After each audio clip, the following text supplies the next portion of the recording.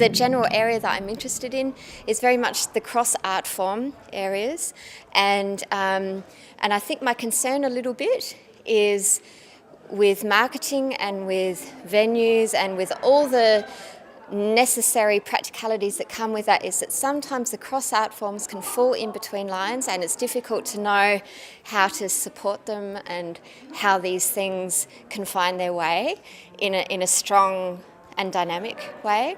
And I think that is the future. Actually, that's where everyone's going right now, and that's what's happening. And my concern is there needs to be spaces and festivals for these things to happen without people worrying about how do we market them, how do we program them, especially at the moment because it's quite difficult financially. So that's my concern at the moment, that marketing and programming and finances shouldn't then influence too much what people are making. Fear shouldn't influence too much what people are making. I think that's my thing right now. I would say, how can contemporary circus be on an equal level as all other performing arts and rise itself above basic showcasing? I always look for art that somehow gets me very close to a point where I can feel connected with these things, like humanity in these questions, death, longing and love. And sometimes I like to do very social work, like it's really about the meeting, and sometimes more about going into different worlds. I'm concerned with finding a platform where I can blossom and continue working with my art. Thank you very much. Dance and communication, especially the body and the movement, and really, really precise, I would say, generation. Where can we go to catch up with the people again? Because that's my problem, is like that we lose the audience somehow, and we don't know how to get them back. That's my question, like how we can make interest more, and how we can make people more interested in us. I was listening to a poet, and he said that the spotlight is not an incubator. So how can I move and create the spotlight to then help me to generate new and exciting things to me so that I don't get bored?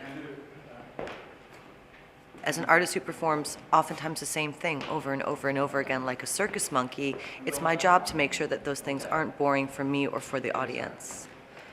So then how do I generate new work when I am doing the same thing over and over again and breathing life into that same old steps? I just don't want to be boring.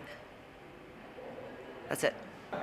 The world is looking different, and if you travel around, you see things we just can't talk about here. And I think for me, I adore artists like Santiago Sierra. He's working in Mexico, for example, and doing social art, working on social problems. And maybe this would be my wish to work, to criticize or to just show how human conditions are in different countries. Because here it's easy, and we can live in a bubble and do products and projects, and we get money from the government, and this is very good.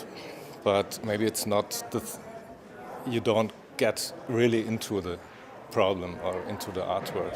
I'm from Singapore, and I'm concerned about materialism. I think it's a big problem in Asia, where everyone is just running and grabbing money and trying to outdo each other, and it's a big problem because a lot of my friends, my family, myself even, we're starting to not see what's important in life. I'm mostly engaged with communication, so I'm interested in doing artistic research on communication and what we are communicating. And the discipline of the art form is of minor importance to me, but what is of major importance is the communication. And right now, I should like to communicate a questioning of norms and systems of beliefs. I think the question I am dealing with most of the time, there are questions about the places I live in as a foreigner and as citizen of a specific country. I'm Israeli, and right now I'm dealing with a lot of questions about me inside this environment and me as an Israeli in other environments. My last works were somehow dealing with this question in different levels, in a very personal levels, and also in a bigger dimensions as ecological levels also, and political levels. How can we create? How can we give something to the world? And if what we see around us cannot give us an opening, how far are we prepared to go? So my question is really, what can I give to the world? The most important thing for me as an artist is the thing I'm saying when I'm performing my art. Is it important?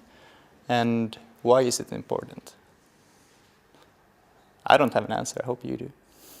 On practice, I try to look upon how I put my position as a white woman in life, in the world. Let's see if I can answer it. I will write this question down and see if I can answer it more clear in 10 years, but maybe I hope not. I hope to still reconsider what I do all the time. Yeah.